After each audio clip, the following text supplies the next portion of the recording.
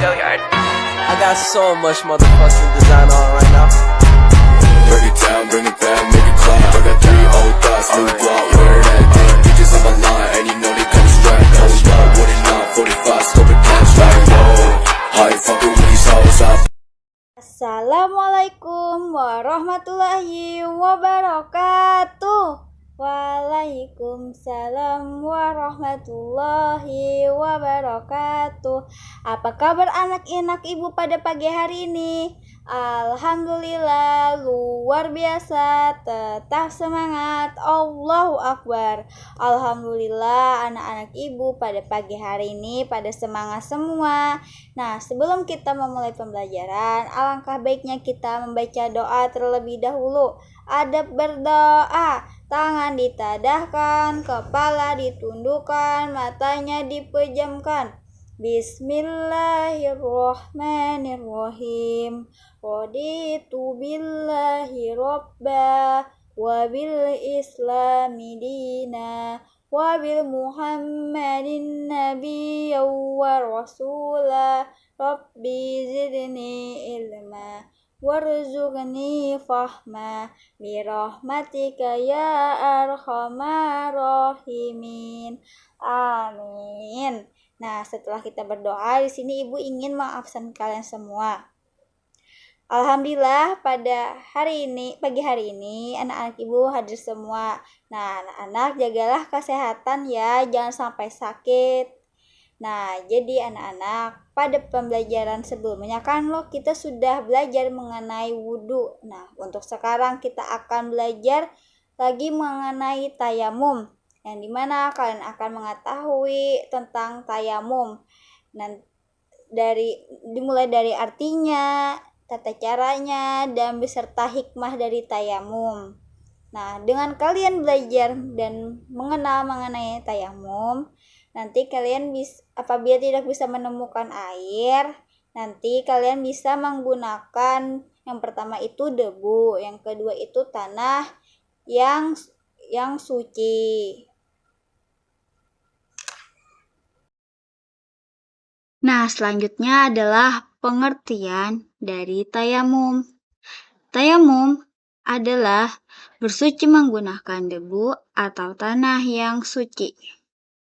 Caranya dengan mengusapkan debu atau tanah tersebut ke wajah dan kedua tangan sampai siku.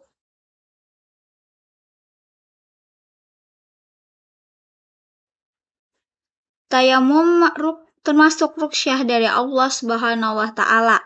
Ruqyah artinya adalah keringanan saat dalam keadaan darurat, seperti sulit menemukan air saat wudhu. Karena beberapa keadaan yang menyulitkan, kita dibolehkan untuk bersuci dengan cara tayamum. Allah Subhanahu wa Ta'ala menjelaskan dalam surah Al-Maidah ayat 6, apabila seseorang tidak mendapatkan air untuk bersuci, maka bersuci dengan tayamum. Tayamum merupakan menggunakan debu yang suci. Tujuannya adalah memudahkan hambanya untuk melakukan sholat saat dalam keadaan sulit.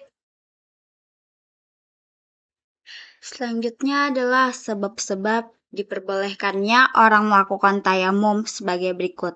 Yang pertama, karena tidak ada air atau sulit mendapatkan air. Yang kedua, karena sakit dan bila terkena air, sakitnya bertambah parah.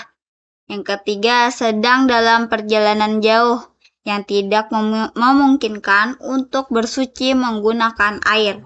Yang keempat, sudah berusaha mencari air namun tidak menemukannya.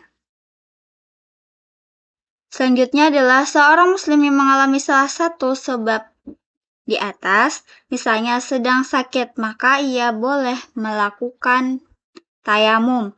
Akan tetapi, jika seorang muslim melakukan tayamum tanpa sebab, maka tayamumnya tidak sah.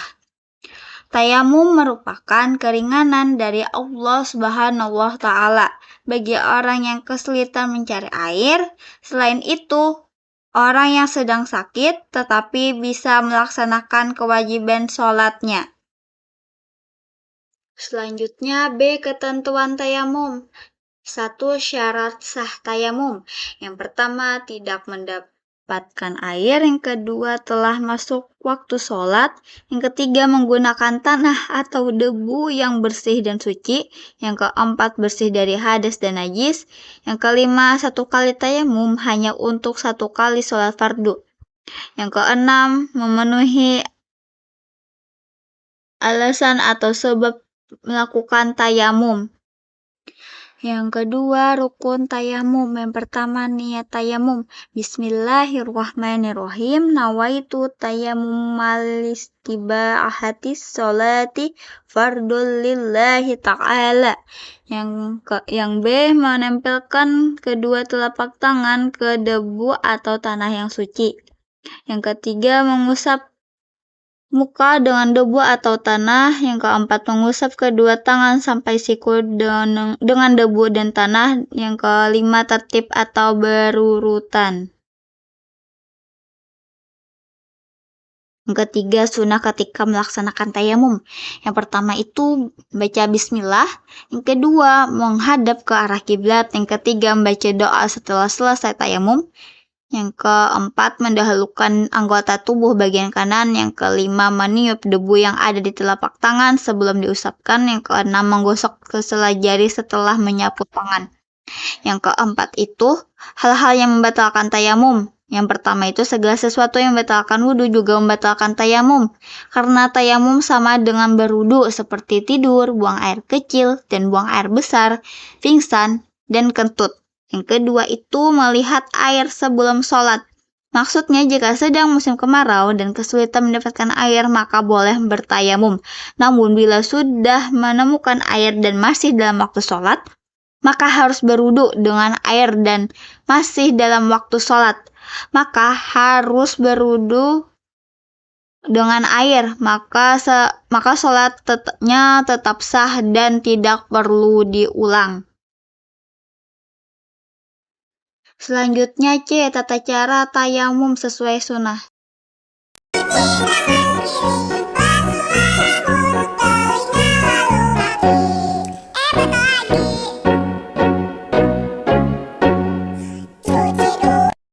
Tata cara bertayamum.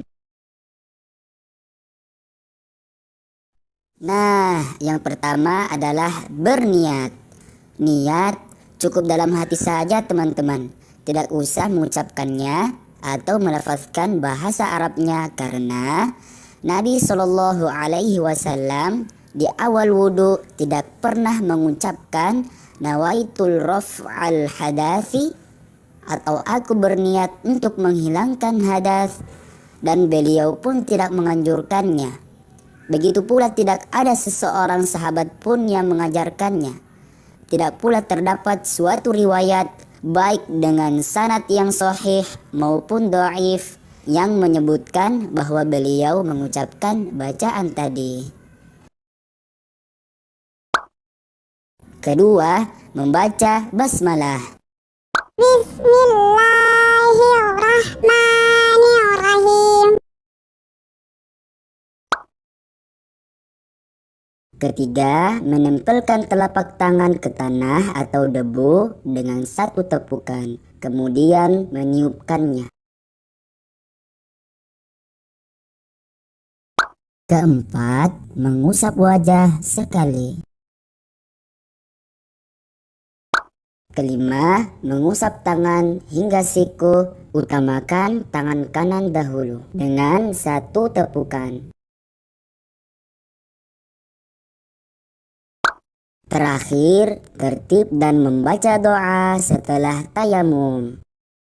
Asyhadu an la ilaha illallah wahdahu la syarikalah wa asyhadu anna Muhammadan abduhu wa rasuluh.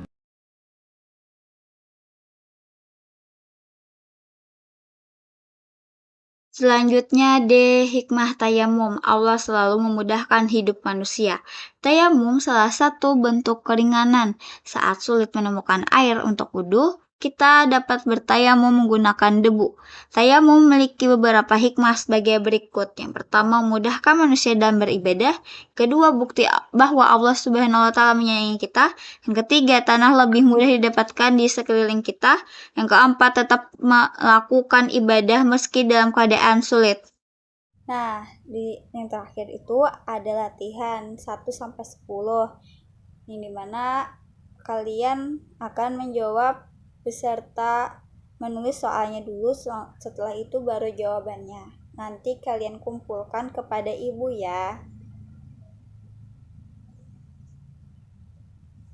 Alhamdulillah, pada pembelajaran hari ini kalian menyimak dan mendengarkan ibu dengan baik.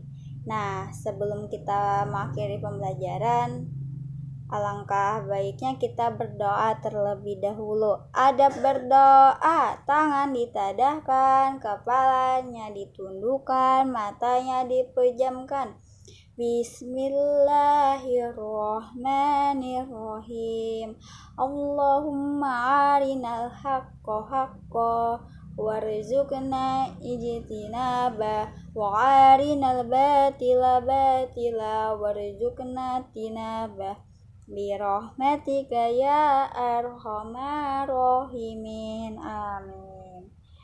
Semoga pembelajaran pada hari ini bermanfaat bagi kita semua. Salah hilap mohon maaf. Wassalamualaikum warahmatullahi wabarakatuh.